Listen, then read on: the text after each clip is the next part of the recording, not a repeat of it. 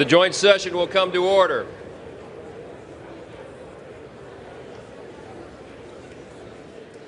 The chair appoints as members of the committee on the part of the House to escort the President of the United States into the chamber the following: the gentleman from Louisiana, Mr. Scalise; the gentleman from Minnesota, Mr. Emmer; the gentlewoman from Michigan, Mrs. McClain; the gentleman from North Carolina, Mr. Hudson; the gentleman from Pennsylvania, Mr. Reschenthaler; the gentleman from Utah, Mr. Moore; the gentlewoman from Indiana, Mrs. Houchin; the gentleman from Oklahoma, Mr. Hearn; the gentleman from New York, Mr. Jeffries; the gentlewoman from Massachusetts, Ms. Clark; the gentleman from California, Mr. Aguilar; the gentleman from California, Mr. Liu; the gentleman from Colorado, Mr. Neguse; the gentlewoman from Washington, Ms. Delbene; the gentlewoman from Michigan, Mrs. Dingell.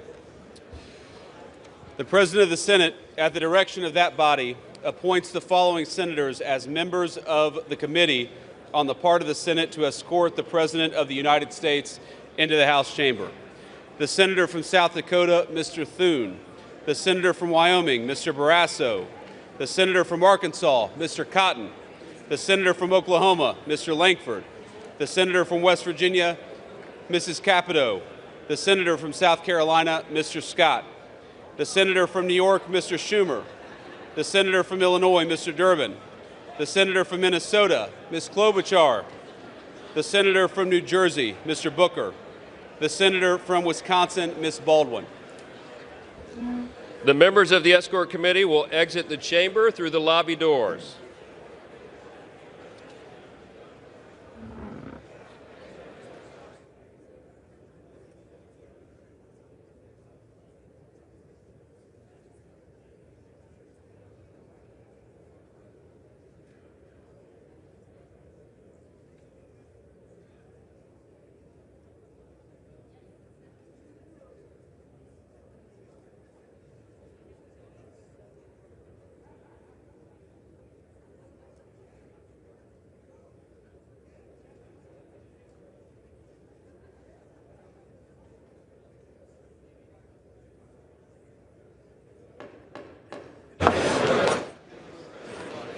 Speaker, the Dean of the Diplomatic Corps.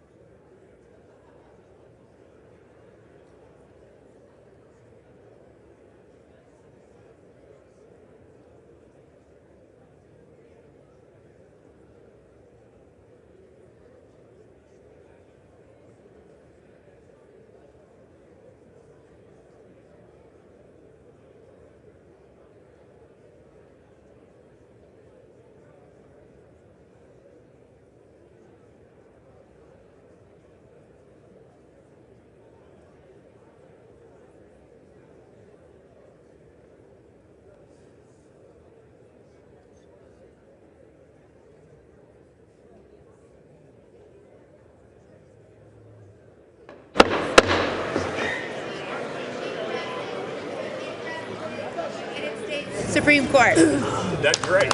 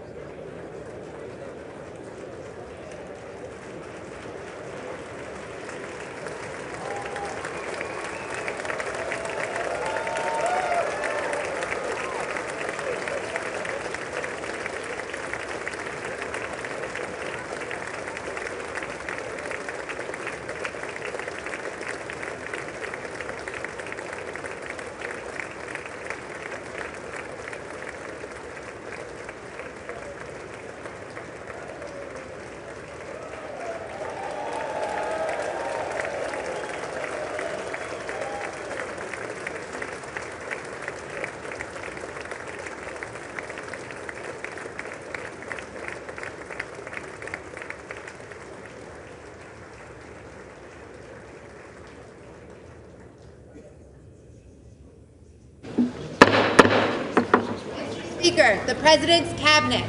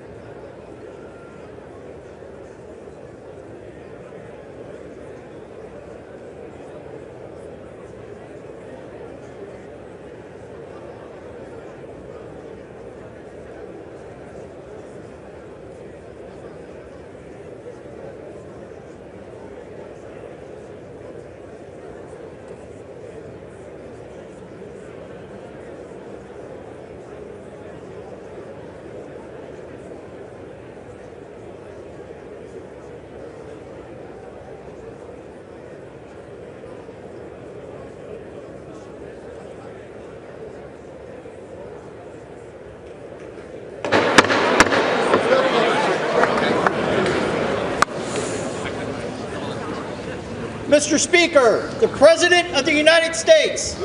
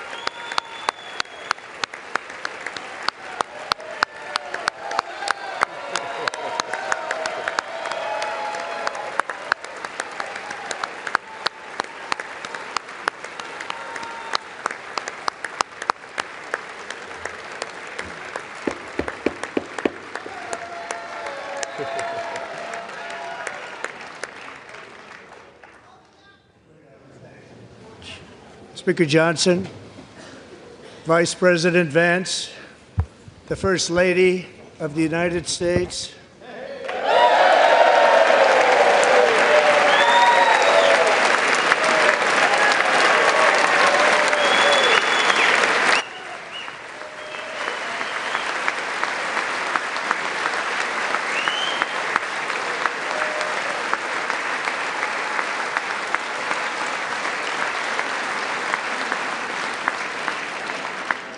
members of the United States Congress, thank you very much, and to my fellow citizens, America is back.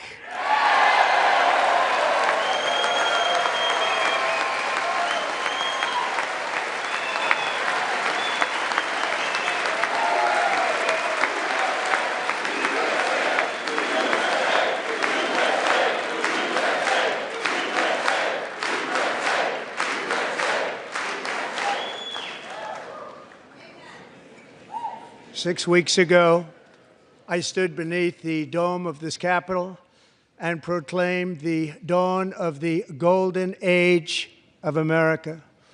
From that moment on, it has been nothing but swift and unrelenting action to usher in the greatest and most successful era in the history of our country.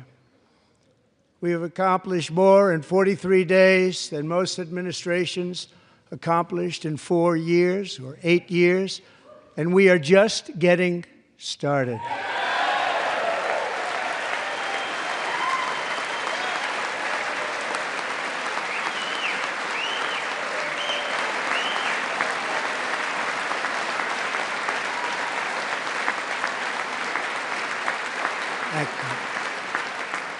I return to this chamber tonight to report that America's momentum is back, our spirit is back, our pride is back, our confidence is back, and the American dream is surging bigger and better than ever before.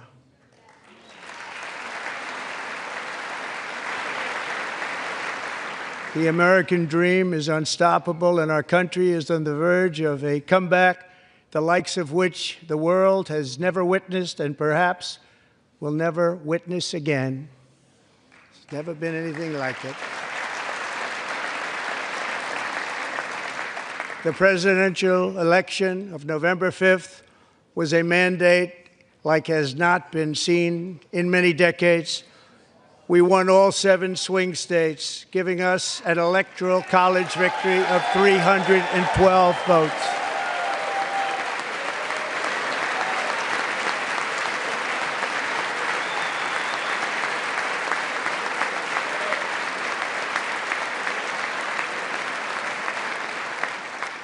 We won the popular vote by big numbers and won counties in our country.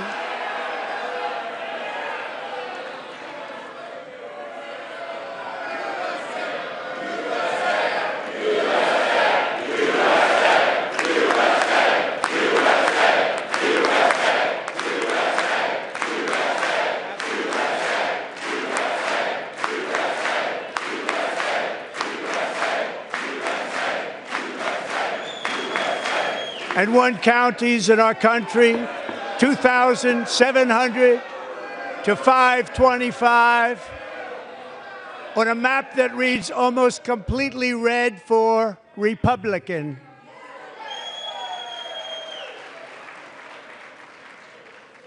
Now, for the first time in modern history, more Americans believe that our country is headed in the right direction than the wrong direction. In fact, it's an astonishing record, 27-point swing, the most ever.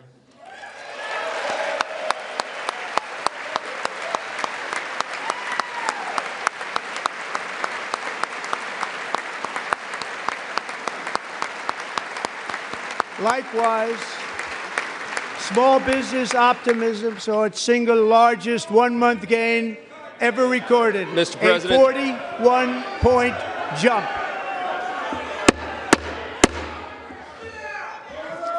Members are directed to uphold and maintain decorum in the House and to cease any further disruptions. That's your warning.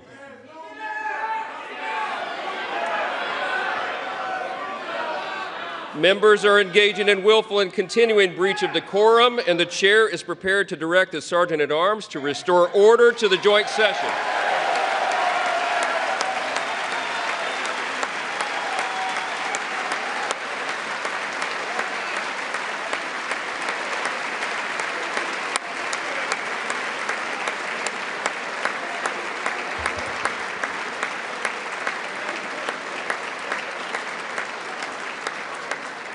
Mr. Green, take your seat. Take your seat, sir. Take your seat. Finding that members continue to engage in willful and concerted disruption of proper decorum, the chair now directs the Sergeant-at-Arms to restore order. Remove this gentleman from the chamber.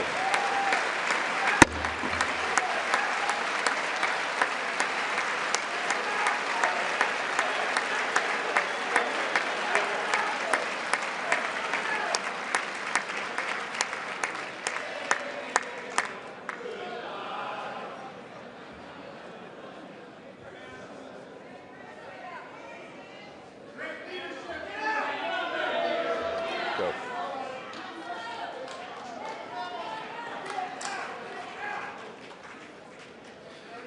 Members are directed to uphold and maintain decorum in the House. Mr. President, you continue. Thank you. Over the past 6 weeks, I have signed nearly 100 executive orders and taken more than 400 executive actions, a record to restore common sense, safety, optimism, and wealth all across our wonderful land. The people elected me to do the job, and I'm doing it.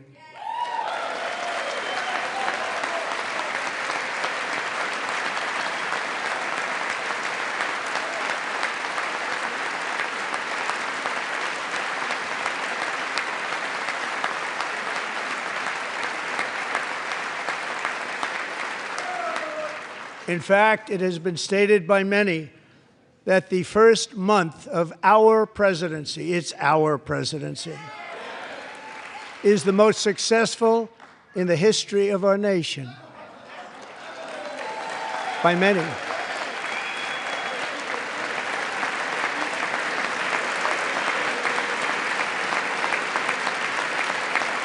And what makes it even more impressive is that, do you know who number 2 is?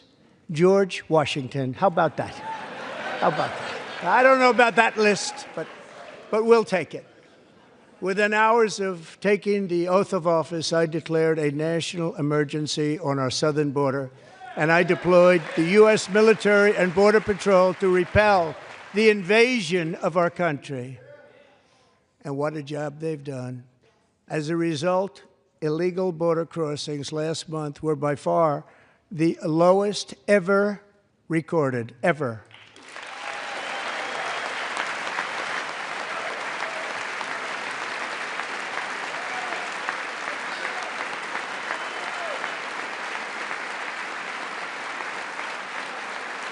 They heard my words and they chose not to come. Much easier that way. In comparison, under Joe Biden, the worst president in American history, there were hundreds of thousands of illegal crossings a month, and virtually all of them, including murderers, drug dealers, gang members, and people from mental institutions and insane asylums, were released into our country. Who would want to do that? This is my 5th such speech to Congress. And once again, I look at the Democrats in front of me, and I realize there is absolutely nothing I can say to make them happy or to make them stand or smile or applaud. Nothing I can do. I could find a cure to the most devastating disease, a disease that would wipe out entire nations, or announce the answers to the greatest economy in history, or the stoppage of crime to the lowest levels ever recorded. And these people sitting right here will not clap, will not stand, and certainly will not cheer for these astronomical achievements. They won't do it, no matter what. Five times I've been up here. It's very sad, and it just shouldn't be this way.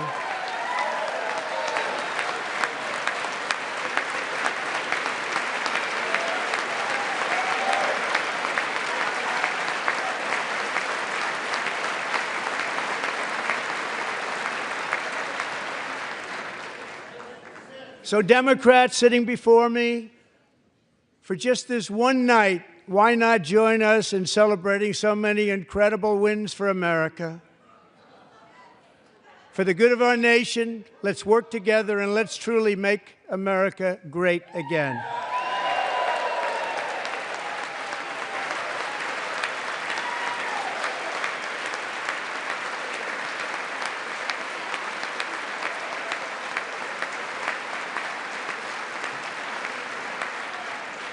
Every day, my administration is fighting to deliver the change America needs to bring a future that America deserves, and we're doing it. This is a time for big dreams and bold action.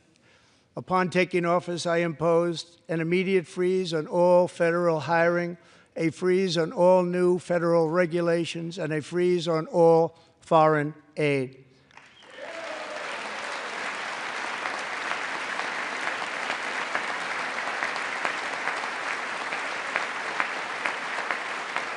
I terminated the ridiculous Green New Scam.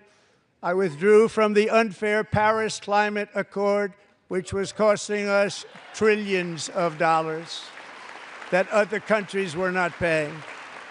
I withdrew from the corrupt World Health Organization.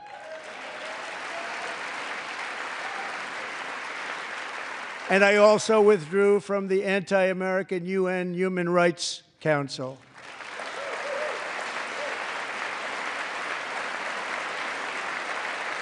We ended all of Biden's environmental restrictions that were making our country far less safe and totally unaffordable. And importantly, we ended the last administration's insane electric vehicle mandate, saving our auto workers and companies from economic destruction.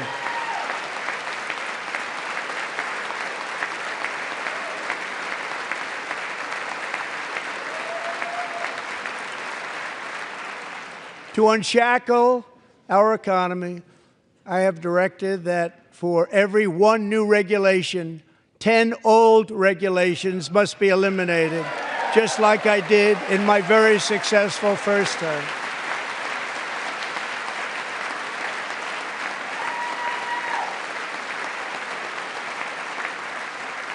And in that first term, we set records on ending unnecessary rules and regulations like no other president had done before. We ordered all federal workers to return to the office. They will either show up for work in person or be removed from their job.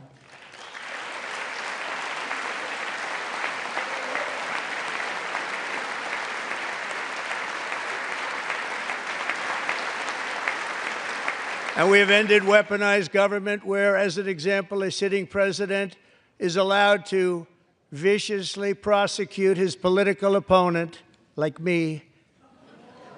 How did that work out? Not too good.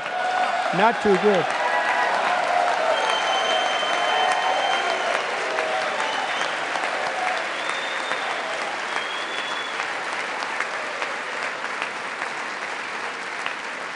And I have stopped all government censorship and brought back free speech in America. It's back.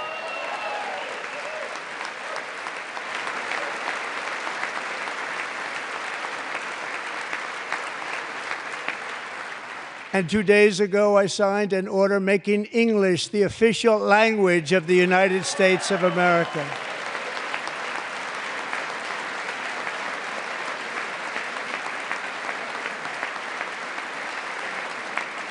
I renamed the Gulf of Mexico the Gulf of America.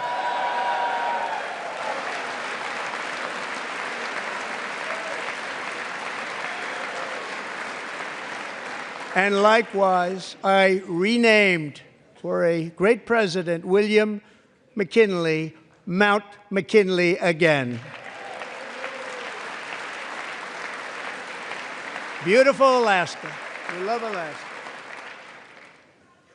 We've ended the tyranny of so-called diversity, equity, and inclusion policies all across the entire federal government and, indeed, the private sector and our military. And our country will be woke no longer.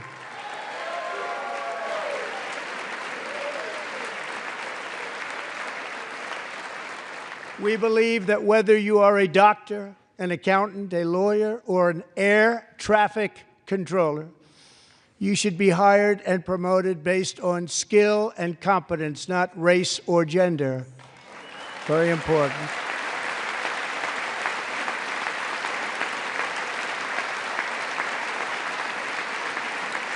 You should be hired based on merit. And the Supreme Court, in a brave and very powerful decision, has allowed us to do so. Thank you. Thank you very much. Thank you. We have removed the poison of critical race theory from our public schools, and I signed an order making it the official policy of the United States government that there are only two genders, male and female.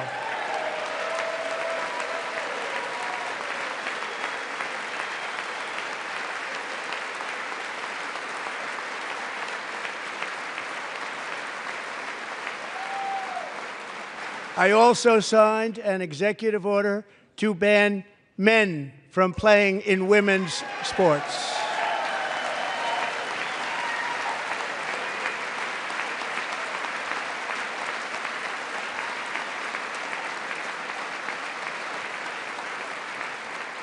Three years ago, Peyton McNabb was an all-star high school athlete, one of the best, preparing for a future in college sports.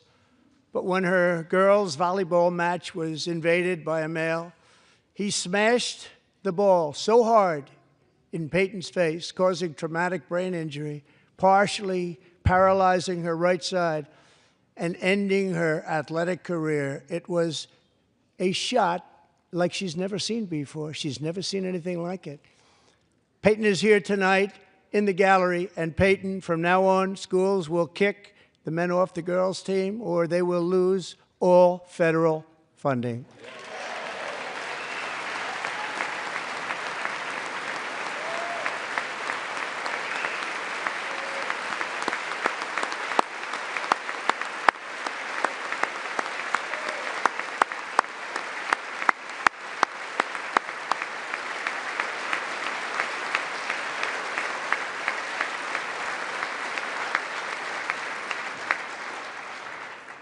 And if you really want to see numbers, just take a look at what happened in the women's boxing, weightlifting, track and field, swimming, or cycling, where a male recently finished a long-distance race 5 hours and 14 minutes ahead of a woman for a new record by 5 hours.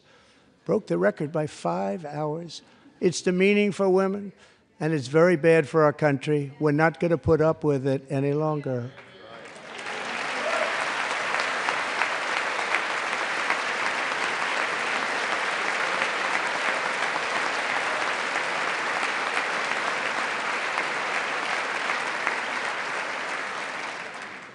What I have just described is only a small fraction of the common sense revolution that is now, because of us, sweeping the entire world.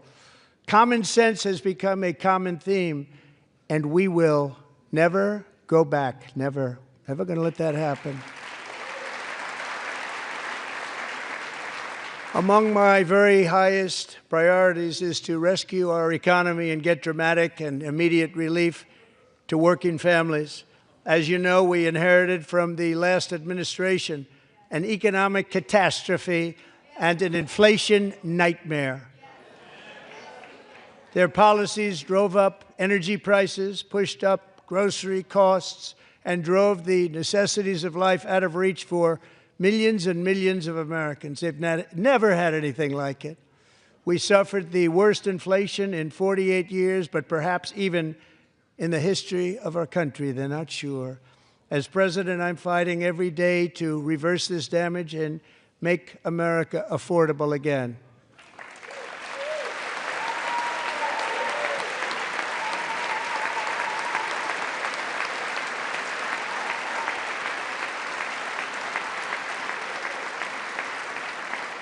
Joe Biden especially let the price of eggs get out of control.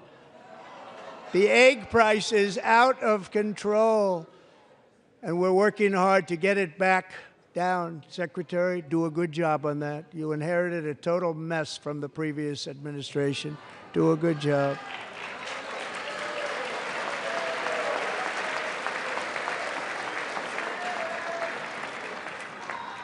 A major focus of our fight to defeat inflation is rapidly reducing the cost of energy. The previous administration cut the number of new oil and gas leases by 95%, slowed pipeline construction to a halt, and closed more than 100 power plants. We are opening up many of those power plants right now.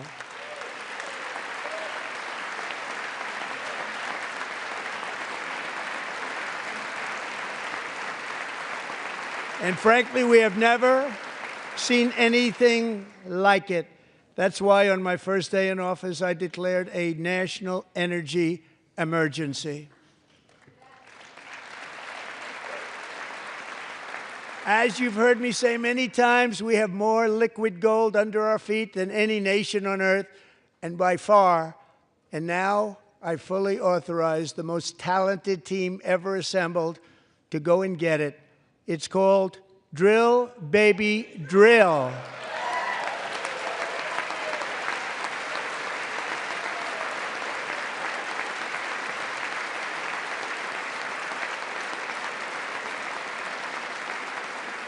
My administration is also working on a gigantic natural gas pipeline in Alaska, among the largest in the world, where Japan, South Korea, and other nations want to be our partner with investments of trillions of dollars each. There's never been anything like that one. It will be truly spectacular. It's all set to go. The permitting is gotten. And later this week, I will also take historic action to dramatically expand production of critical minerals and rare earths here in the USA.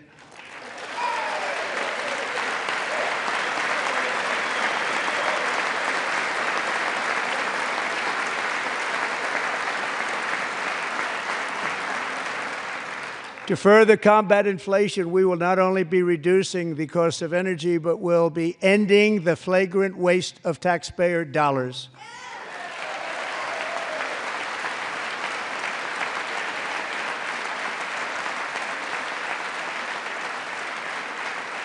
And to that end, I have created the brand new Department of Government Efficiency, DOGE. Perhaps you've heard of it.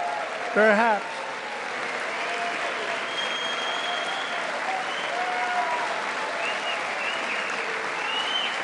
Which is headed by Elon Musk, who is in the gallery tonight.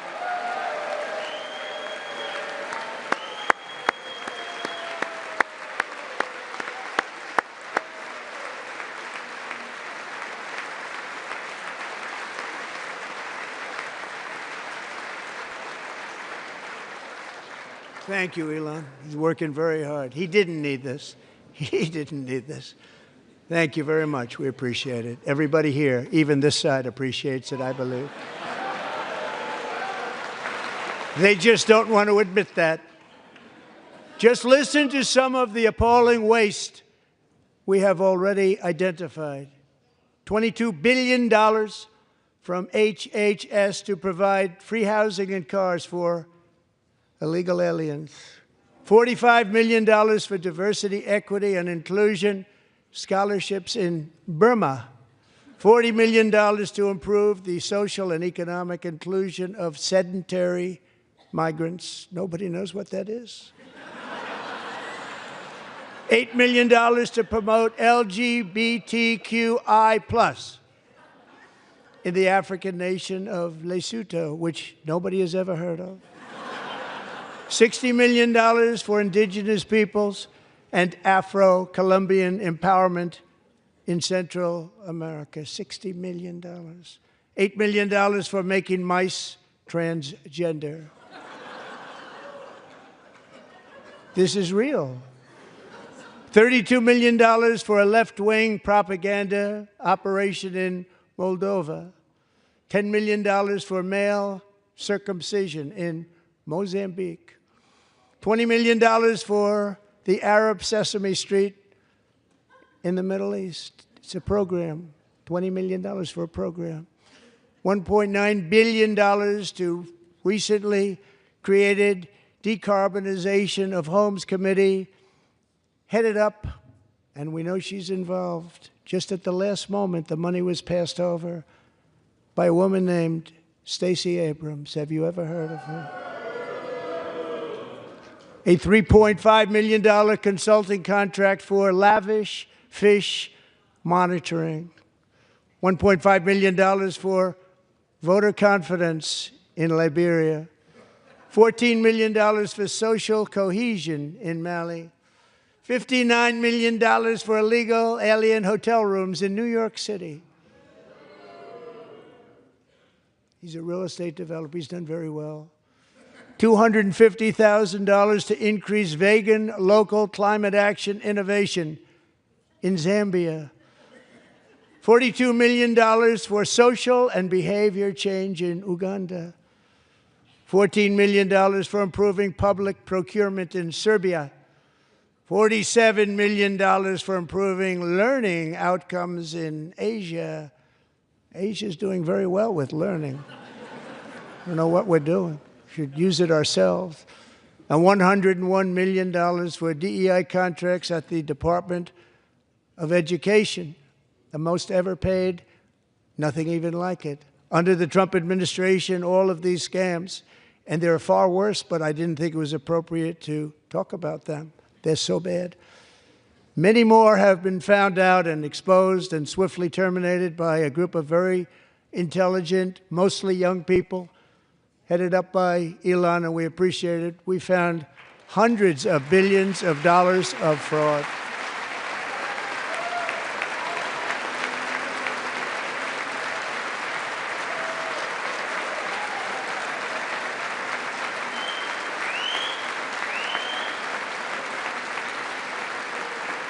And we've taken back the money and reduced our debt to fight inflation and other things.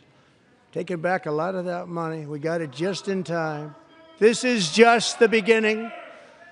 The Government Accountability Office, a federal government office, has estimated annual fraud of over $500 billion in our nation, and we are working very hard to stop it. We're going to. We're also identifying shocking levels of incompetence and probable fraud in the Social Security program for our seniors, and that our seniors and people that we love rely on. Believe it or not, government databases list 4.7 million Social Security members from people aged 100 to 109 years old. It lists 3.6 million people from ages 110 to 119. I don't know any of them. I know some people that are rather elderly, but not quite that elderly. 3.47 million people from ages 120 to 129. 3.9 million people from ages 130 to 139.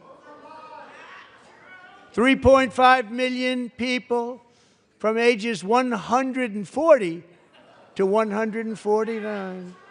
And money is being paid to many of them, and we're searching right now.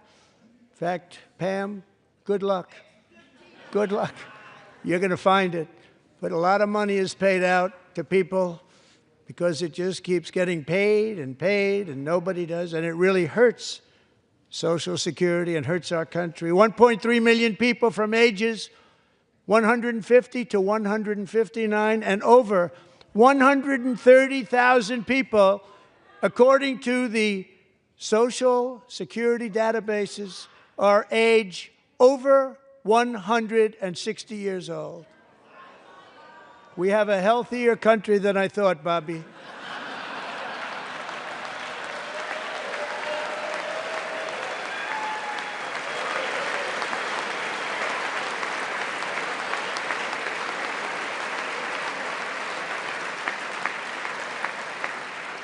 Including, to finish, 1,039 people between the ages of 220 and 229 one person between the age of 240 and 249, and one person is listed at 360 years of age. More than 100 years older than our country. But we're going to find out where that money's going, and it's not going to be pretty. By slashing all of the fraud, waste, and theft we can find, we will defeat inflation, bring down mortgage rates, lower car payments and grocery prices, protect our seniors, and put more money in the pockets of American families.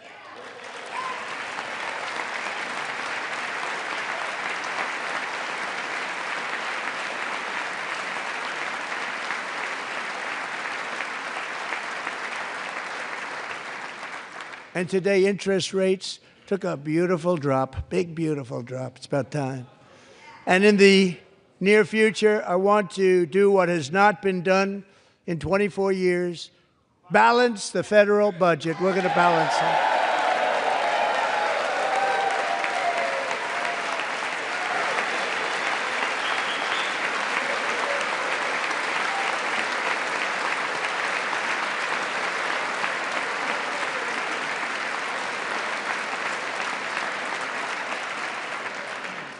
With that goal in mind, we have developed in great detail what we are calling the Gold Card, which goes on sale very, very soon. For $5 million, we will allow the most successful job-creating people from all over the world to buy a path to U.S. citizenship. It's like the green card, but better and more sophisticated. And these people will have to pay tax in our country. They won't have to pay tax from where they came. The money that they've made, you wouldn't want to do that, but they have to pay tax, create jobs. They'll also be taking people out of colleges and paying for them so that we can keep them in our country instead of having them being forced out.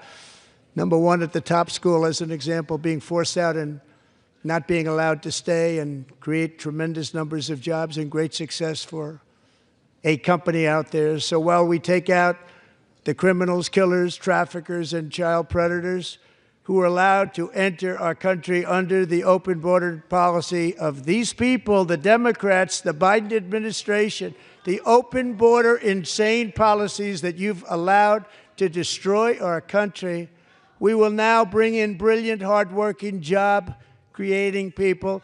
They're going to pay a lot of money, and we're going to reduce our debt with that money.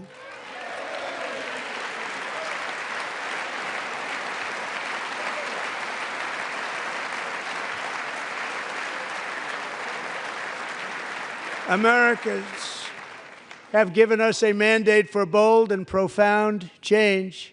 For nearly 100 years, the federal bureaucracy has grown until it has crushed our freedoms, ballooned our deficits, and held back America's potential in every possible way.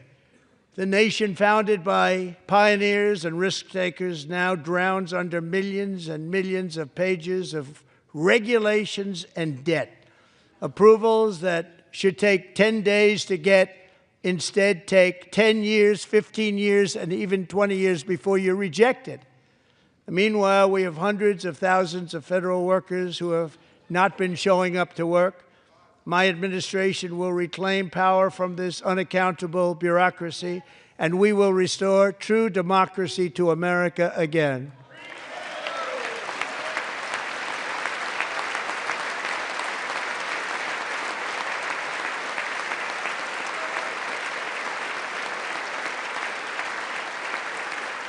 And any federal bureaucrat who resists this change will be removed from office immediately. Because we are draining the swamp. It's very simple. And the days of rule by unelected bureaucrats are over.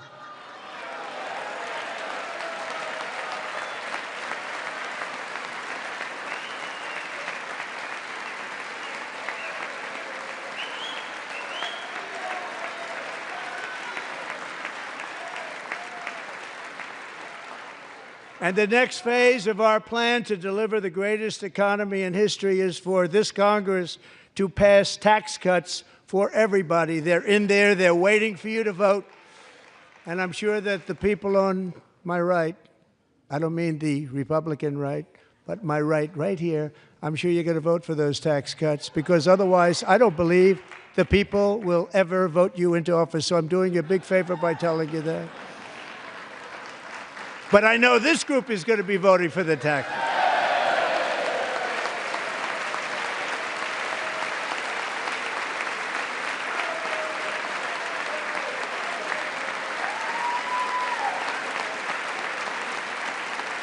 Thank you. It's a very, very big part of our plan. We had tremendous success in our first term with it. A very big part of our plan. We're seeking permanent income tax cuts all across the board. And to get urgently needed relief to Americans hit especially hard by inflation, I'm calling for no tax on tips, no tax on overtime, and no tax on Social Security benefits for our great seniors.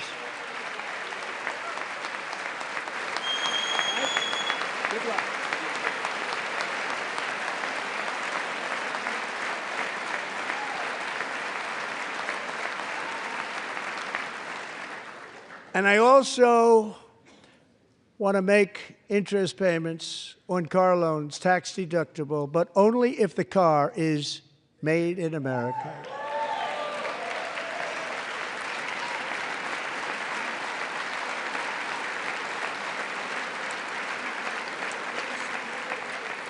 And by the way, we're going to have growth in the auto industry like nobody's ever seen. Plants are opening up all over the place. Deals are being made.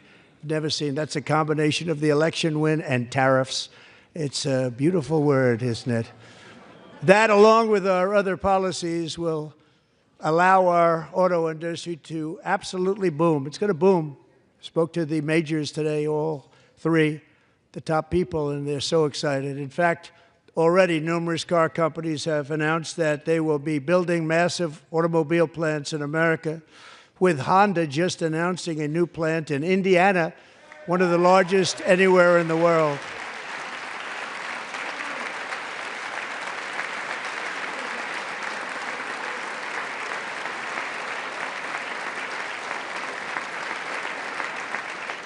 And this has taken place since our great victory on November 5th, a date which will hopefully go down as one of the most important in the history of our country.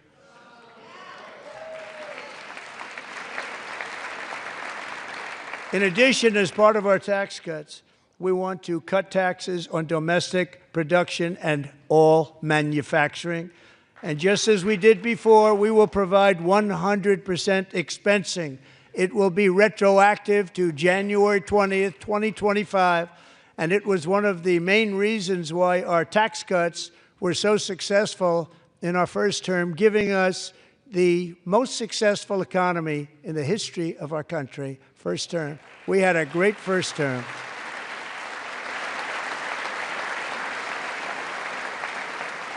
If you don't make your product in America, however, under the Trump administration, you will pay a tariff, and in some cases, a rather large one. Other countries have used tariffs against us for decades, and now it's our turn to start using them against those other countries. On average, the European Union, China, Brazil, India, Mexico, and Canada, have you heard of them? And countless other nations charge us tremendously higher tariffs than we charge them. It's very unfair. India charges us auto tariffs higher than 100%. China's average tariff on our products is twice what we charge them. And South Korea's average tariff is 4 times higher. Think of that, 4 times higher. And we give so much help militarily and in so many other ways to South Korea. But that's what happens. This is happening by friend and foe. This system is not fair to the United States and never was. And so on April 2nd, I wanted to make it April 1st, but I didn't want to be accused of April Fool's Day. That's not, just one day cost us a lot of money. But we're going to do it in April. I'm a very superstitious person. April 2nd, reciprocal tariffs kick in. And whatever they tariff us, other countries, we will tariff them. That's reciprocal, back and forth. Whatever they tax us, we will tax them. If they do non-monetary tariffs to keep us out of their market, then we will do non-monetary barriers to keep them out of our market. There's a lot of that, too. They don't even allow us in their market. We will take in trillions and trillions of dollars and create jobs like we have never seen before. I did it with China, and I did it with others, and the Biden administration couldn't do anything about it because there was so much money they couldn't do anything about it. We have been ripped off for decades by nearly every country on earth, and we will not let that happen any longer.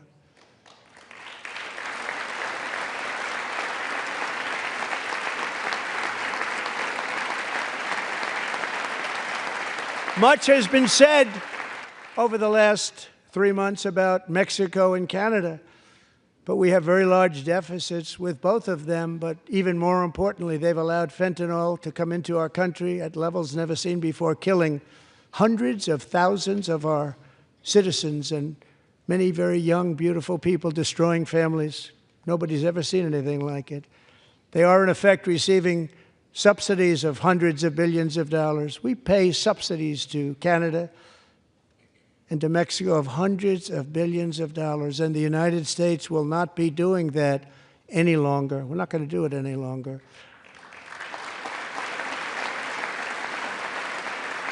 Thanks to our America First policies we're putting into place, we have had $1.7 trillion of new investment in America in just the past few weeks. The combination of the election and our economic policies that people of SoftBank, one of the most brilliant anywhere in the world, announced a $200 billion investment. OpenAI and Oracle, Larry Ellison, announced $500 billion investment, which they wouldn't have done if Kamala had won. Apple announced $500 billion investment. Tim Cook called me. He said, I cannot spend it fast enough. It's going to be much higher than that, I believe. They'll be building their plants here instead of in China.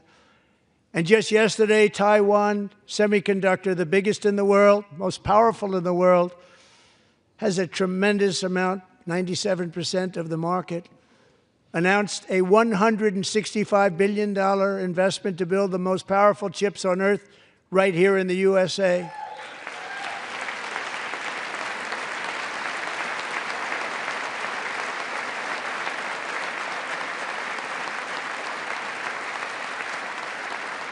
And we're not giving them any money. Your CHIPS Act is a horrible, horrible thing. We give hundreds of billions of dollars, and it doesn't mean a thing. They take our money and they don't spend it. All that meant to them, we're giving them no money. All that was important to them was they didn't want to pay the tariffs, so they came and they're building, and many other companies are coming. We don't have to give them money. We just want to protect our businesses and our people. And they will come because they won't have to pay tariffs if they build in America. So it's very amazing. You should get rid of the CHIP Act, and whatever's left over, Mr. Speaker, you should use it to reduce debt or any other reason you want to.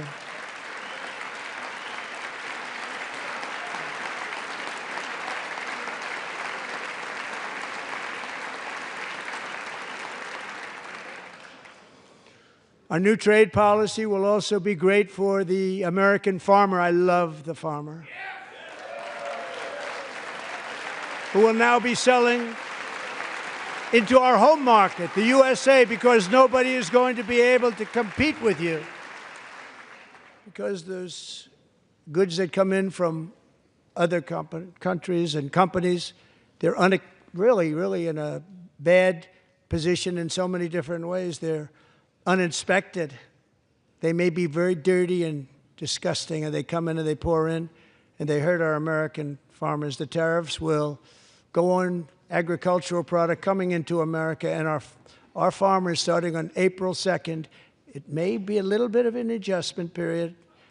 We had that before when I made the deal with China, $50 billion of purchases, and I said, just bear with me, and they did. They did.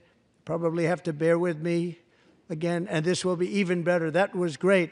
The problem with it was that Biden didn't enforce it. He didn't enforce it. $50 billion of purchases, and we were doing great, but Biden did not enforce it, and it hurt our farmers. But our farmers are going to have a field day right now. So to our farmers, have a lot of fun. I love you too. I love you too.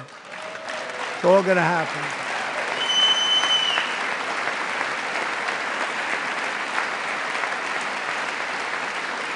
And I have also imposed a 25% tariff on foreign aluminum, copper, lumber, and steel, because if we don't have, as an example, steel and lots of other things, we don't have a military, and frankly, we just won't have a country very long. Here today is a proud American steelworker, fantastic person from Decatur, Alabama, Jeff Denard. Has been working at the same steel plant for 27 years in a job that has allowed him to serve as the captain of his local volunteer fire department, raised 7 children with his beautiful wife, Nicole, and over the years provide a loving home for more than 40 foster children. So great, Jeff.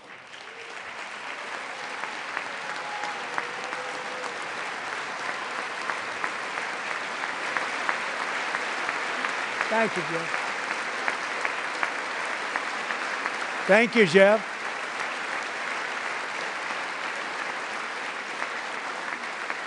Stories like Jeff's remind us that tariffs are not just about protecting American jobs. They're about protecting the soul of our country. Tariffs are about making America rich again and making America great again, and it's happening, and it will happen rather quickly. There'll be a little disturbance, but we're okay with that. It won't be much. No, you're not. Oh. And look where Biden took us. Very low, the lowest we've ever been. Jeff, I want to thank you very much. And I also want to recognize another person who has devoted herself to foster care community. She works so hard on it. A very loving person, our magnificent First Lady of the United States.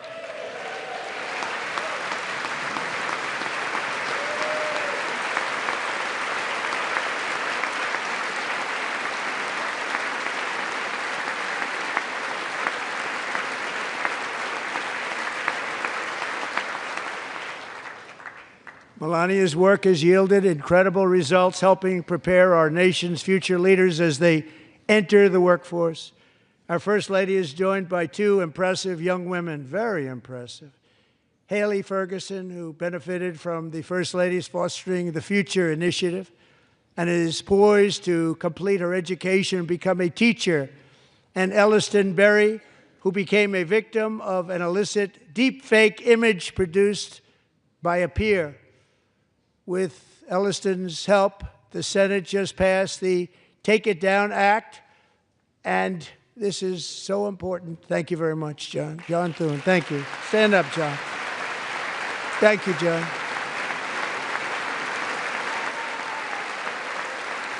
Thank you all very much.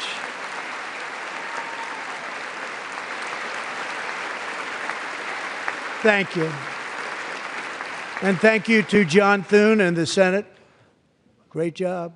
To criminalize the publication of such images online is a terrible, terrible thing. And once it passes the House, I look forward to signing that bill into law. Thank you. And I'm going to use that bill for myself, too, if you don't mind. Because nobody gets treated worse than I do online. Nobody. That's great. Thank you very much to the Senate. Thank you. But if we truly care about protecting Americans' children, no step is more crucial than securing America's borders. Over the past 4 years, 21 million people poured into the United States. Many of them were murderers, human traffickers, gang members, and other criminals from the streets of dangerous cities all throughout the world.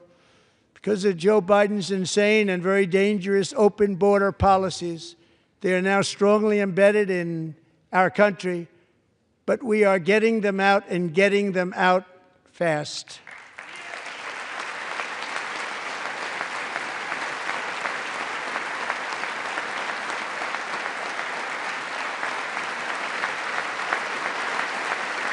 And I want to thank Tom Homan and Christy. I want to thank you and Paul of Border Patrol. I want to thank you. What a job they've all done. Everybody, Border Patrol, ICE, law enforcement in general is incredible. We have to take care of our law enforcement. Have to.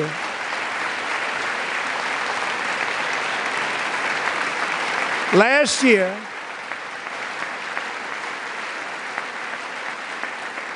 a brilliant 22-year-old nursing student named Laken Riley, the best in her class, admired by everybody, went out for a jog on the campus of the University of Georgia. That morning, Laken was viciously attacked, assaulted, beaten, brutalized, and horrifically murdered. Laken was stolen from us by a savage illegal alien gang member who was arrested while trespassing across Biden's open southern border and then set loose into the United States under the heartless policies of that failed administration. It was indeed a failed administration. He had then been arrested and released in a Democrat-run sanctuary city, a disaster, before ending the life of this beautiful young angel. With us this evening are Laken's beloved mother, Allison, and her sister, Lauren.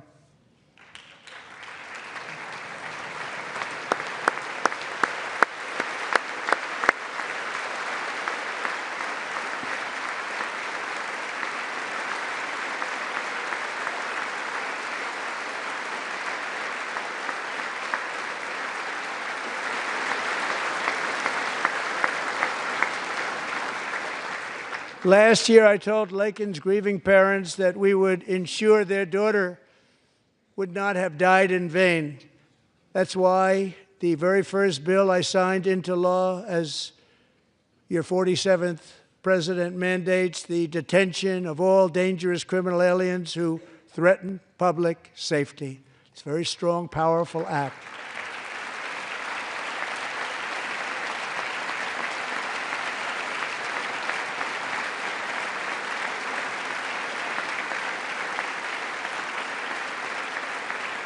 It's called the Laken-Riley Act. So Allison and Lauren, America will never, ever forget our beautiful Laken Hope Riley.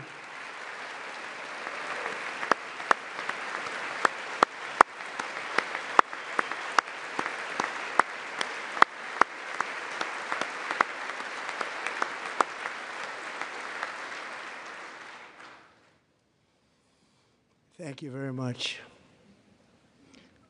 Since taking office, my administration has launched the most sweeping border and immigration crackdown in American history, and we quickly achieved the lowest numbers of illegal border crossers ever recorded. Thank you.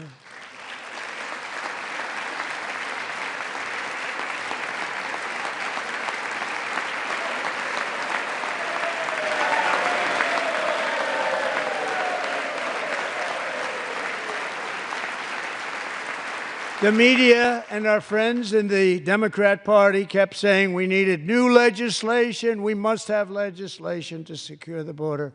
But it turned out that all we really needed was a new president.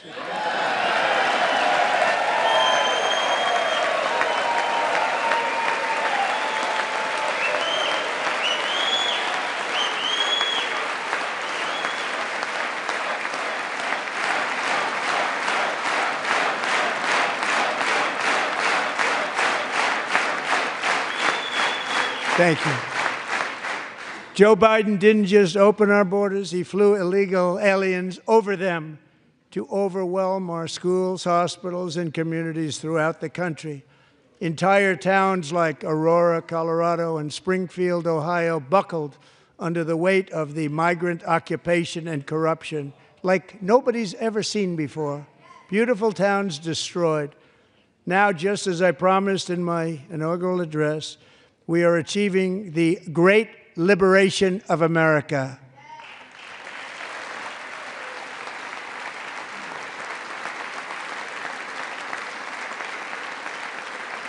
But there still is much work to be done. Here tonight is a woman I have gotten to know Alexis Nungary from Houston. Wonderful woman. Last June, Alexis's 12-year-old daughter, her precious Jocelyn, walked to a nearby convenience store. She was kidnapped, tied up, assaulted for 2 hours under a bridge, and horrifically murdered. Arrested and charged with this heinous crime are two illegal alien monsters from Venezuela, released into America by the last administration through their ridiculous open border. The death of this beautiful 12-year-old girl and the agony of her mother and family touched our entire nation greatly. Alexis, I promised that we would always remember your daughter, your magnificent daughter, and earlier tonight I signed an order keeping my word to you. One thing I have learned about Jocelyn is that she loved animals so much. She loved nature. Across Galveston Bay, from where Jocelyn lived in Houston, you will find a magnificent national wildlife refuge, a pristine, peaceful, 34,000-acre sanctuary for all of God's creatures on the edge of the Gulf of America. Alexis, moments ago, I formally renamed that refuge in loving memory of your beautiful daughter, Jocelyn. So, Mr. Vice President, if you would, may I have the order?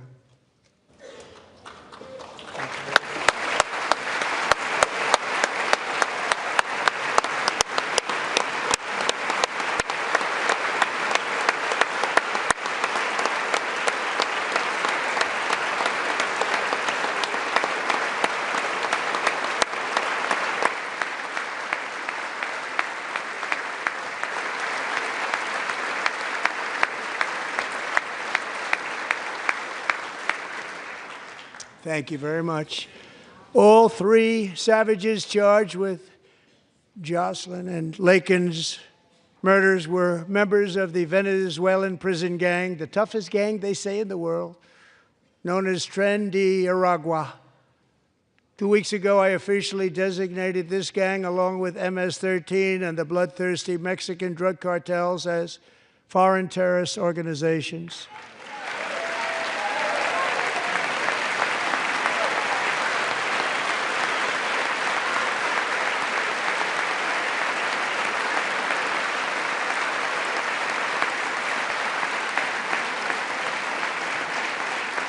They are now officially in the same category as ISIS, and that's not good for them. Countless thousands of these terrorists were welcomed into the U.S. by the Biden administration. But now every last one will be rounded up and forcibly removed from our country, or, if they're too dangerous, put in jails, standing trial in this country, because we don't want them to come back ever. With us this evening is a warrior on the front lines of that battle, Border Patrol Agent Roberto Ortiz. Great guy.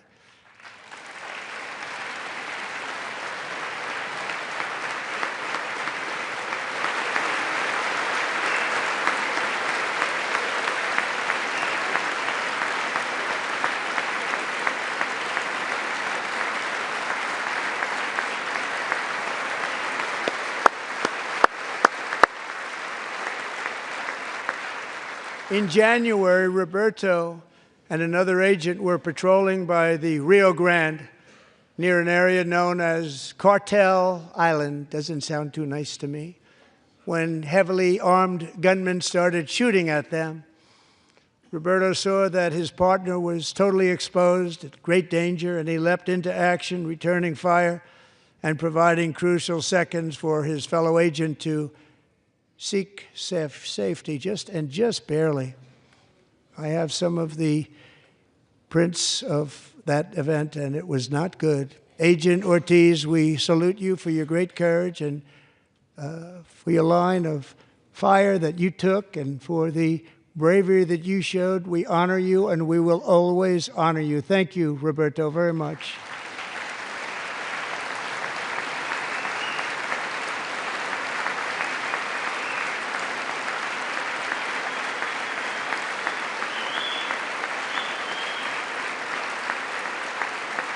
Thank you, Roberta. And I actually got to know him on my many calls to the border. He's a great, great gentleman. The territory to the immediate south of our border is now dominated entirely by criminal cartels that murder, rape, torture, and exercise total control. They have total control over a whole nation, posing a grave threat to our national security. The cartels are waging war in America, and it's time for America to wage war on the cartels, which we are doing.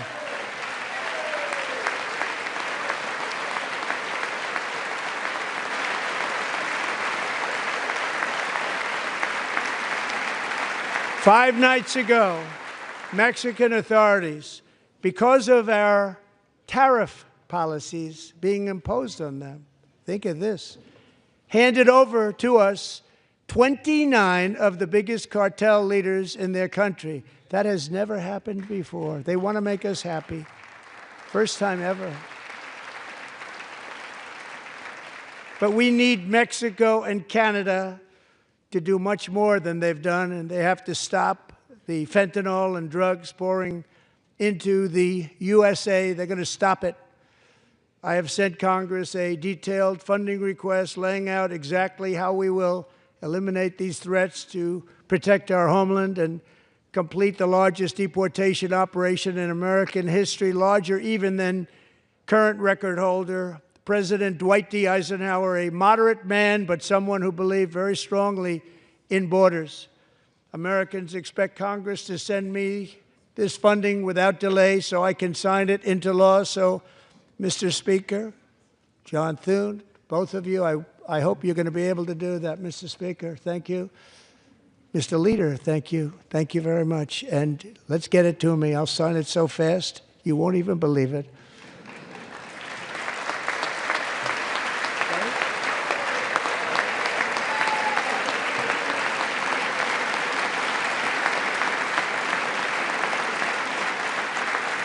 And as we reclaim our sovereignty, we must also bring back law and order to our cities and towns.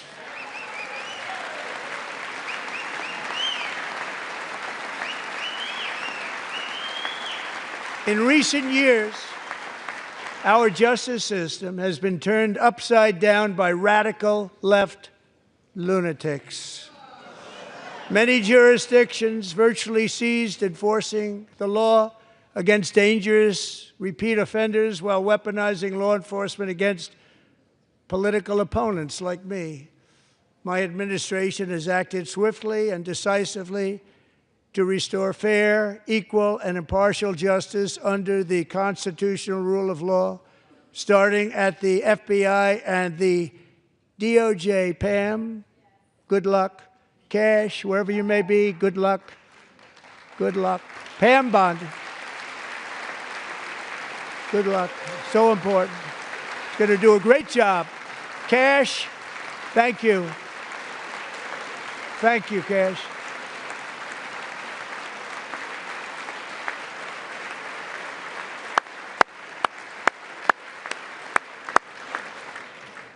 They've already started very strong. They're going to do a fantastic job. You're going to be very proud of them.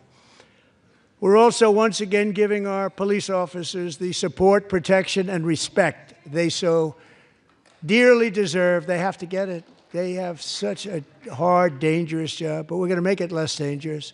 The problem is the bad guys don't respect the law, but they're starting to respect it, and they soon will respect it. This also includes our great fire departments throughout the country. Our firemen and women are unbelievable people, and we'll never forget them. And besides that, they voted for me in record numbers, so I have no choice.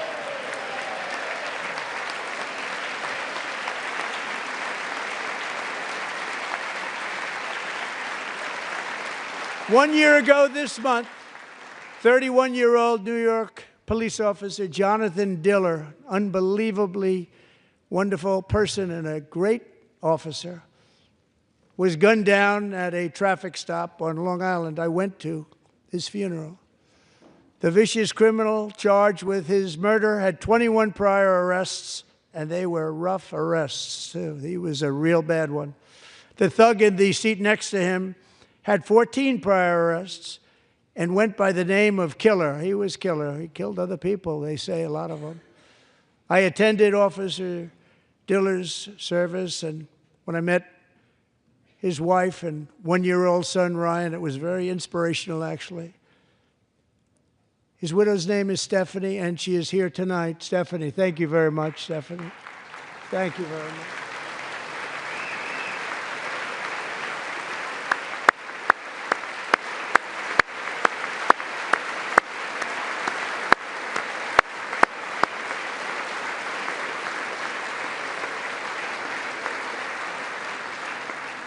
Stephanie, we're going to make sure that Ryan knows his dad was a true hero, New York's finest, and we're going to get these cold-blooded killers and repeat offenders off our streets, and we're going to do it fast. Got to stop it. They get out with 28 arrests. They push people into subway trains. They hit people over the head, back of the head with baseball bats. We got to get them out of here. I've already signed an executive order requiring a mandatory death penalty for anyone who murders a police officer, and tonight I'm asking Congress to pass that policy into permanent law.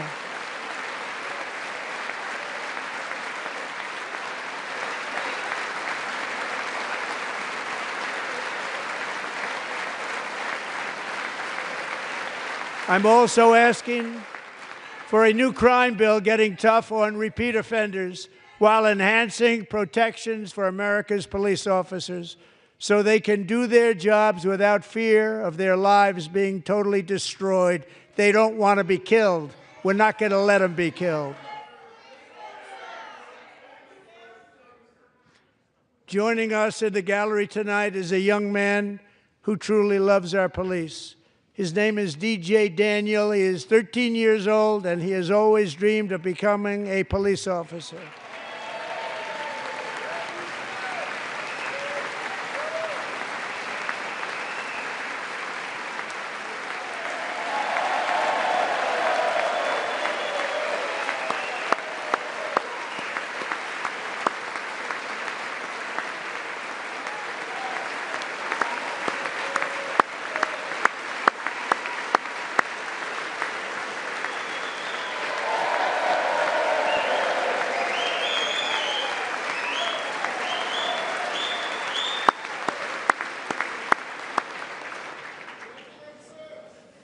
But in 2018, DJ was diagnosed with brain cancer.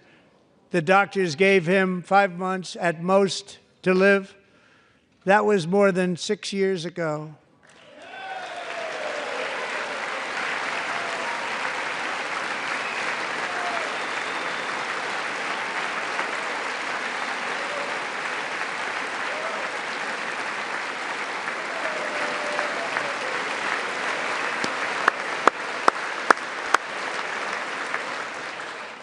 Since that time, DJ and his dad have been on a quest to make his dream come true, and DJ has been sworn in as an honorary law enforcement officer, actually a number of times. The police love him, the police departments love him. And tonight, DJ, we're going to do you the biggest honor of them all. I am asking our new Secret Service Director, Sean Curran, to officially make you an agent of the United States Secret Service.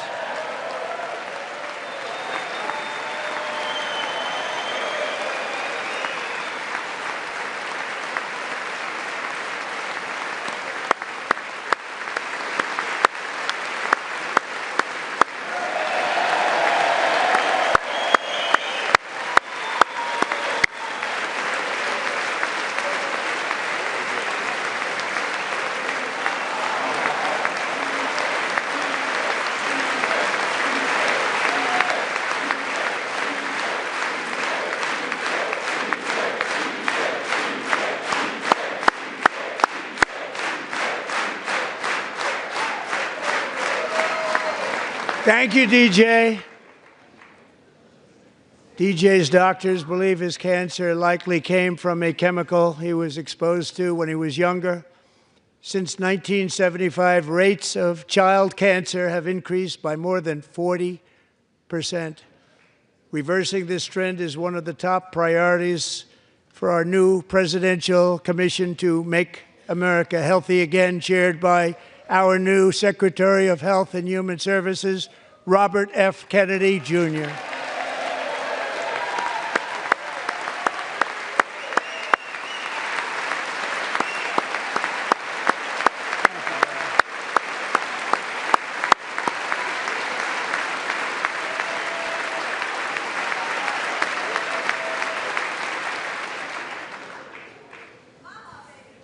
With the name Kennedy, you would have thought everybody over here would have been cheering. How quickly they forget. Our goal is to get toxins out of our environment, poisons out of our food supply, and keep our children healthy and strong. As an example, not long ago, and you can't even believe these numbers, 1 in 10,000 children had autism, 1 in 10,000. And now it's 1 in 36. There's something wrong, 1 in 36. Think of that. So we're going to find out what it is, and there's nobody better than Bobby and all of the people that are working with you. You have the best to figure out what is going on. Okay, Bobby, good luck. It's a very important job. Thank you. Go get him.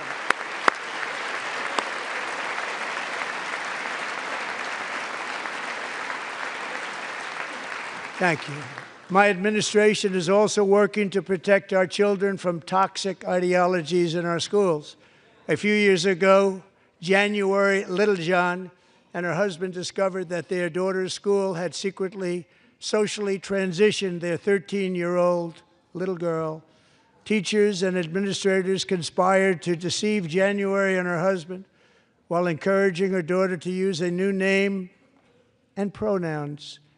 They, them pronoun, actually, all without telling January, who is here tonight and is now a courageous advocate against this form of child abuse. January, thank you. Thank you. Thank you very much.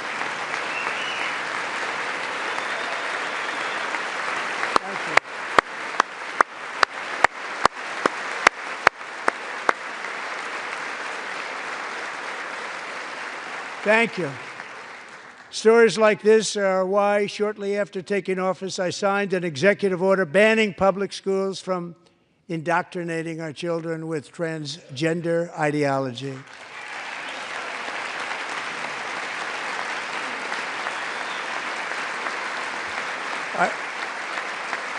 I also signed an order to cut off all taxpayer funding to any institution that engages in the sexual mutilation of our youth.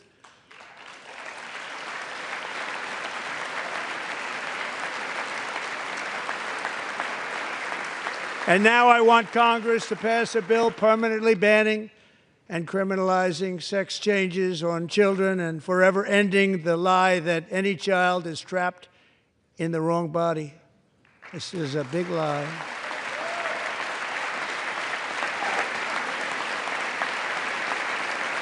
And our message to every child in America is that you are perfect exactly the way God made you.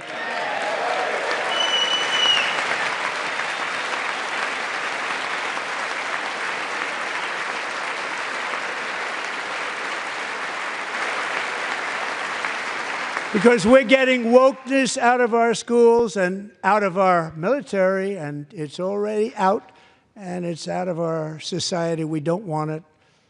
Wokeness is trouble. Wokeness is bad. It's gone. It's gone. And we feel so much better for it, don't we? Don't we feel better? Our service members won't be activists and ideologues. They will be fighters and warriors. They will fight for our country. And Pete, congratulations. Secretary of Defense, congratulations.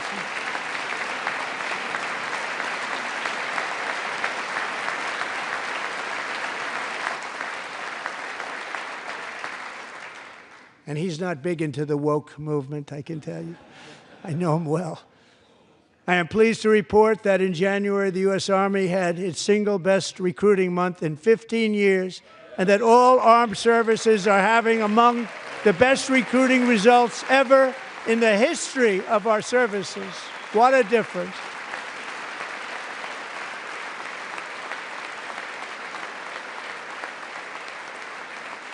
And you know, it was just a few months ago where the results were exactly the opposite. We couldn't recruit anywhere. We couldn't recruit. Now we're having the best results just about that we've ever had. What a tremendous turnaround. It's really a beautiful thing to see. People love our country again. It's very simple. They love our country, and they love being in our military again. So it's a great thing, and thank you very much. Great job. Thank you.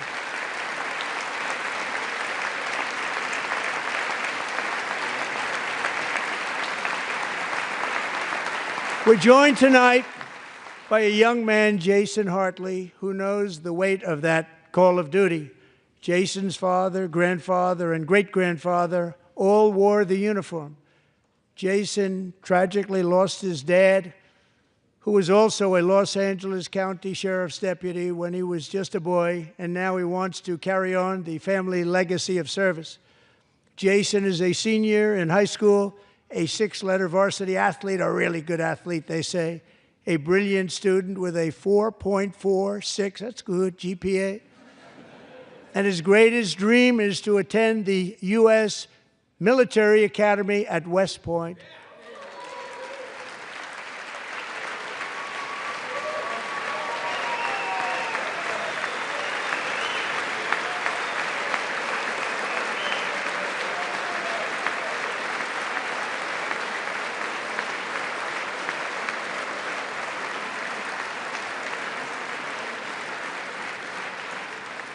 And Jason, that's a very big deal getting in. That's a hard one to get into. But I'm pleased to inform you that your application has been accepted.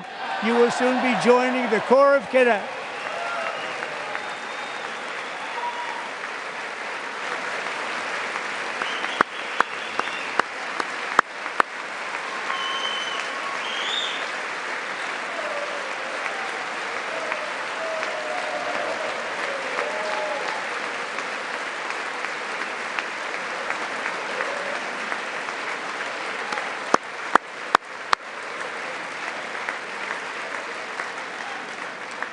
Thank you. Jason, you're going to be on the long gray line, Jason. As Commander-in-Chief, my focus is on building the most powerful military of the future. As a first step, I'm asking Congress to fund a state-of-the-art Golden Dome missile defense shield to protect our homeland, all made in the USA.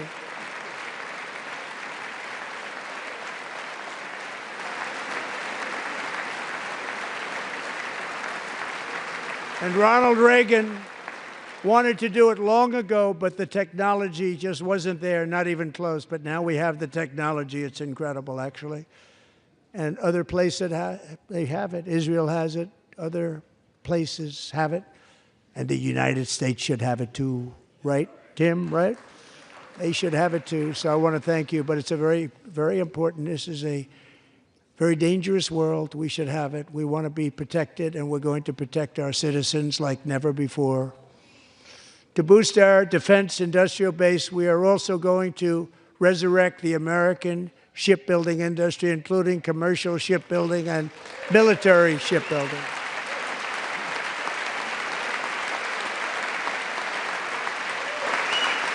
And for that purpose, I am announcing tonight that we will create a new Office of Shipbuilding in the White House and offer special tax incentives to bring this industry home to America where it belongs. We used to make so many ships. We don't make them anymore very much, but we're going to make them very fast, very soon. It will have a huge impact. To further enhance our national security, my administration will be reclaiming the Panama Canal, and we've already started doing it.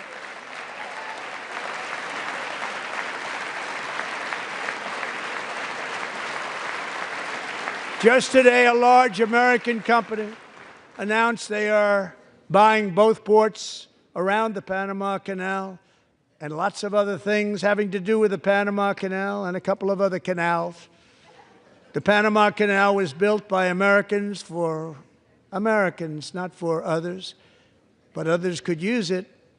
But it was built at tremendous cost of American blood and treasure. 38,000 workers died building the Panama Canal. They died of malaria. They died of snake bites and mosquitoes. Not a nice place to work.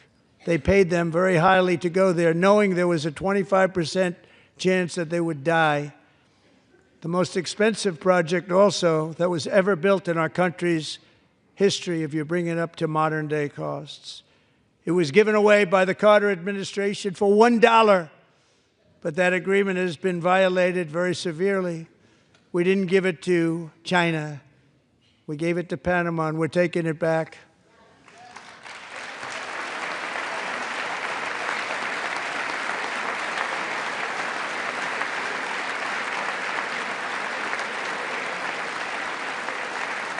And we have Marco Rubio in charge. Good luck, Marco. Now, we know who to blame if anything goes wrong. Now, Marco's been amazing, and he's going to do a great job. Think of it. He got 100 votes. You know, he was approved with actually 99, but the 100th was this gentleman, and I feel very certain. So let's assume he got 100 votes. And I'm either very, very happy about that or I'm very concerned about it. But he's already proven. I mean, he's a great gentleman. He's respected by everybody, and we appreciate you voting for Marco. He's going to do a fantastic job. Thank you. Thank you. He's doing a great job. Great job. And I also have a message tonight for the incredible people of Greenland. We strongly support your right to determine your own future. And if you choose, we welcome you into the United States of America. We need Greenland for national security and even international security, and we're working with everybody involved to try and get it.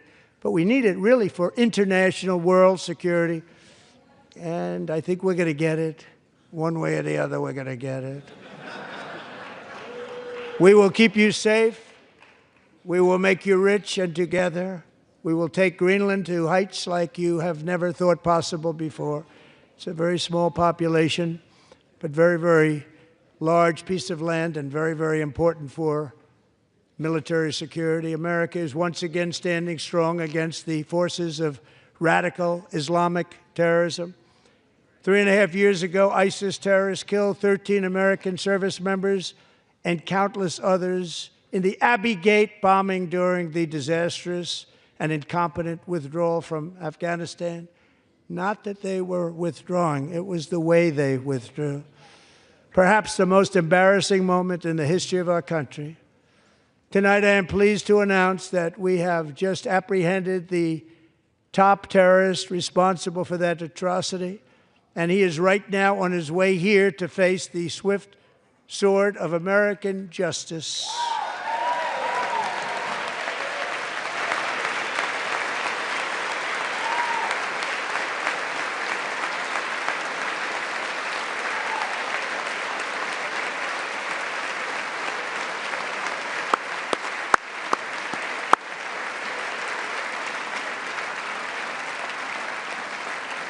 And I want to thank especially the government of Pakistan for helping arrest this monster.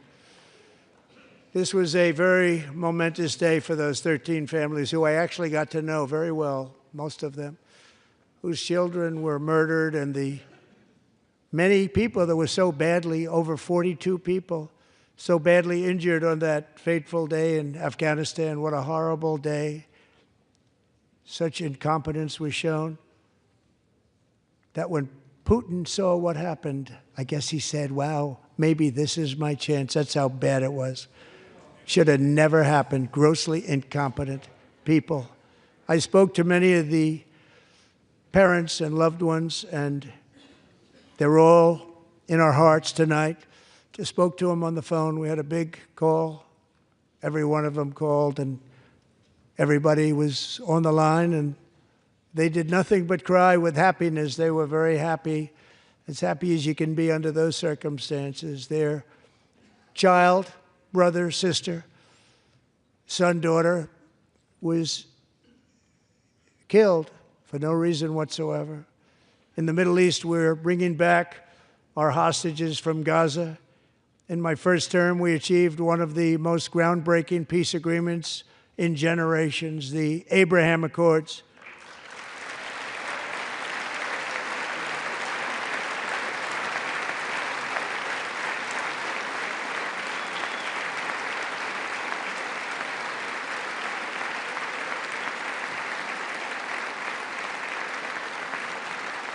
And now we're going to build on that foundation to create a more peaceful and prosperous future for the entire region. A lot of things are happening in the Middle East. People have been talking about that so much lately with everything going on with Ukraine and Russia. But a lot of things are happening in the Middle East. It's a rough neighborhood, actually. I'm also working tirelessly to end the savage conflict in Ukraine. Millions of Ukrainians and Russians have been needlessly killed or wounded in this horrific and brutal conflict with no end in sight. The United States has sent hundreds of billions of dollars to support Ukraine's defense with no security, with no anything.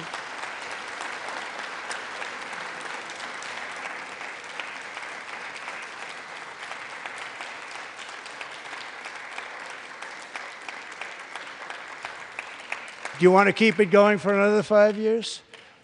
Yeah, you would say Pocahontas says yes.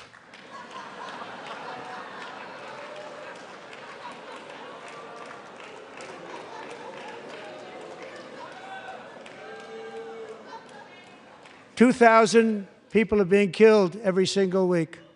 More than that. They're Russian young people. They're Ukrainian young people. They're not Americans. But I want it to stop. Meanwhile, Europe has sadly spent more money buying Russian oil and gas than they have spent on defending Ukraine, by far. Think of that. They've spent more buying Russian oil and gas than they have defending. And we've spent perhaps $350 billion, like taking candy from a baby. That's what happened. And they've spent $100 billion. What a difference that is. And we have an ocean separating us, and they don't. But we're getting along very well with them, and lots of good things are happening. Biden has authorized more money in this fight than Europe has spent by billions and billions of dollars. It's hard to believe that they wouldn't have stopped it and said, at some point, come on, let's equalize. You got to be equal to us. But that didn't happen. Earlier today, I received an important letter from President Zelensky of Ukraine. The letter reads, Ukraine is ready to come to the negotiating table as soon as possible to bring lasting peace closer. Nobody wants peace more than the Ukrainians, he said. My team and I stand ready to work under President Trump's strong leadership to get a peace that lasts. We do really value how much America has done to help Ukraine maintain its sovereignty and independence. Regarding the agreement on minerals and security, Ukraine is ready to sign it at any time that is convenient for you. I appreciate that he sent this letter, just got it a little while ago. Simultaneously, we've had serious discussions with Russia and have received strong signals that they are ready for peace. Wouldn't that be beautiful? Wouldn't that be beautiful?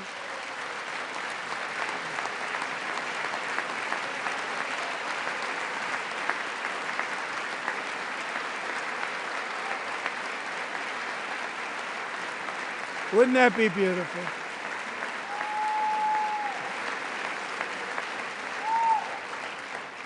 It's time to stop this madness. It's time to halt the killing. It's time to end the senseless war. If you want to end wars, you have to talk to both sides. Nearly 4 years ago, amid rising tensions, a history teacher named Mark Fogel was detained in Russia and sentenced to 14 years in a penal colony. Rough stuff. The previous administration barely lifted a finger to help him. They knew he was innocent, but they had no idea where to begin. But last summer, I promised his 95-year-old mother, Malfine, that we would bring her boy safely back home. After 22 days in office, I did just that, and they are here tonight.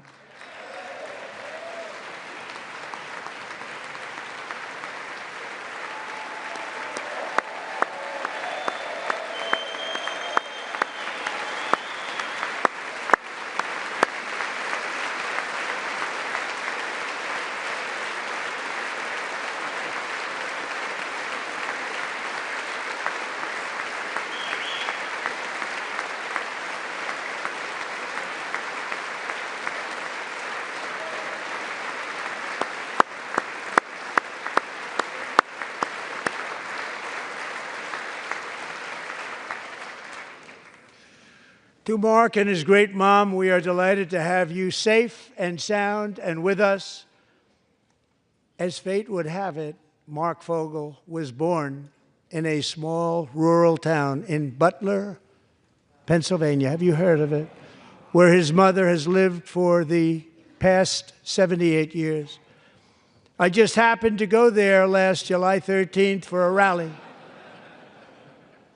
That was not pleasant. And that is where I met his beautiful mom right before I walked onto that stage. And I told her I would not forget what she said about her son. And I never did I? Never forgot. Less than 10 minutes later, at that same rally, gunfire rang out, and a sick and deranged assassin unloaded 8 bullets from his sniper's perch into a crowd of many thousands of people. My life was saved by a fraction of an inch, but some were not so lucky. Corey Comparator was a firefighter, a veteran, a Christian, a husband, a devoted father, and above all, a protector. When the sound of gunshots pierced the air, it was a horrible sound. Corey knew instantly what it was and what to do. He threw himself on top of his wife and daughters and shielded them from the bullets with his own body. Corey was hit really hard. You know the story from there. He sacrificed his life to save theirs. 2 others, very fine people, were also seriously hit. But thankfully, with the help of 2 great country doctors, we thought they were gone, and they were saved. So those doctors had great talent. We're joined by Corey's wife, Helen, who was his high school sweetheart, and their 2 beloved daughters, Allison and Kaylee. Thank you.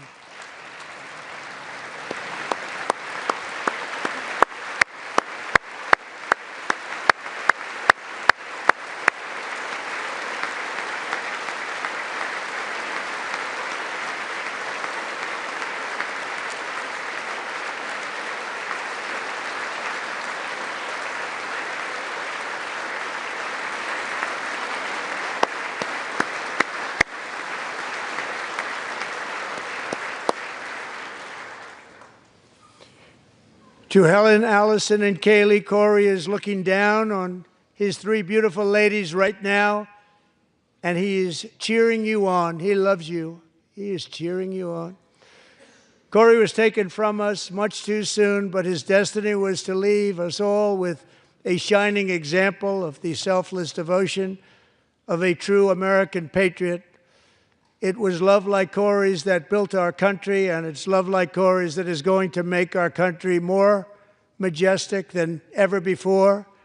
I believe that my life was saved that day in Butler for a very good reason. I was saved by God to make America great again. I believe that. Thank you. Thank you.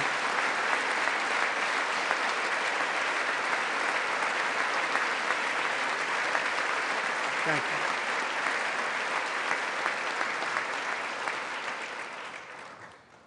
Thank you very much. From the patriots of Lexington and Concord to the heroes of Gettysburg and Normandy, from the warriors who crossed the Delaware to the trailblazers who climbed the Rockies, and from the legends who soared at Kitty Hawk to the astronauts who touched the moon, Americans have always been the people who defied all odds, transcended all dangers, made the most extraordinary sacrifices, and did whatever it took to defend our children, our country, and our freedom. And as we have seen in this chamber tonight, that same strength, faith, love, and spirit is still alive and thriving in the hearts of the American people. Despite the best efforts of those who would try to censor us, silence us, break us, destroy us, Americans are today a proud, free, sovereign, and independent nation that will always be free, and we will fight for it till death. We will never let anything happen to our beloved country, because we are a country of doers, dreamers, fighters, and survivors. Our ancestors crossed a vast ocean, strode into the unknown wilderness, and carved their fortunes from the rock and soil of a perilous and very dangerous frontier. They chased our destiny across a boundless continent.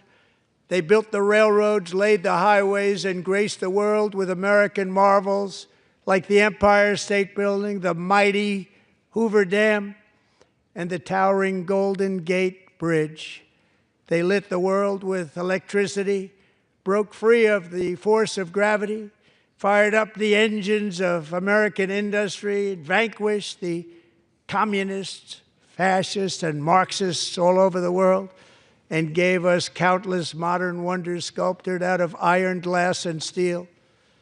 We stand on the shoulders of these pioneers who won and built the modern age, these workers who poured their sweat into the skylines of our cities, these warriors who shed their blood on fields of battle and gave everything they had for our rights and for our freedom. Now it is our time to take up the righteous cause of American liberty.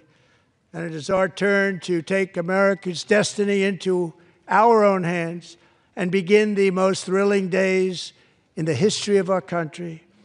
This will be our greatest era. With God's help, over the next 4 years, we are going to lead this nation even higher, and we are going to forge the freest, most advanced, most dynamic, and most dominant civilization ever to exist on the face of this earth.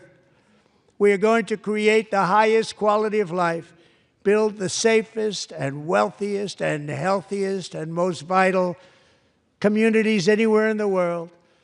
We are going to conquer the vast frontiers of science, and we are going to lead humanity into space and plant the American flag on the planet Mars and even far beyond.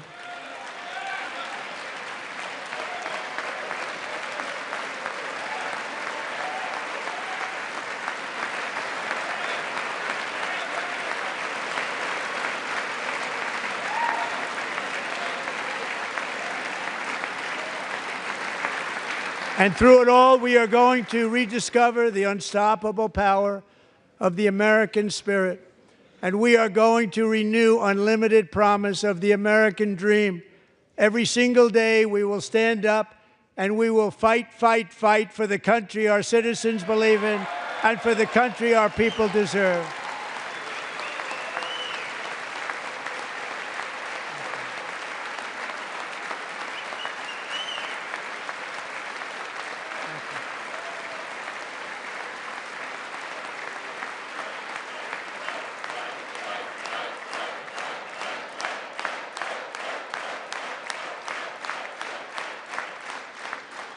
My fellow Americans, get ready for an incredible future, because the golden age of America has only just begun.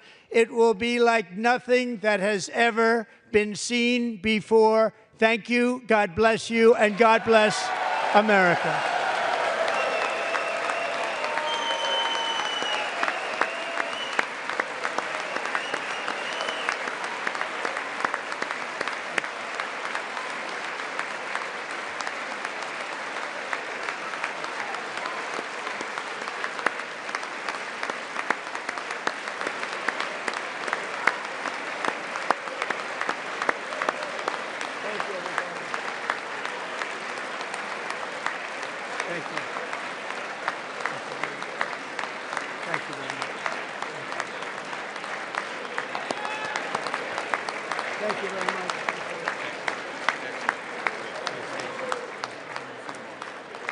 Thank you very much.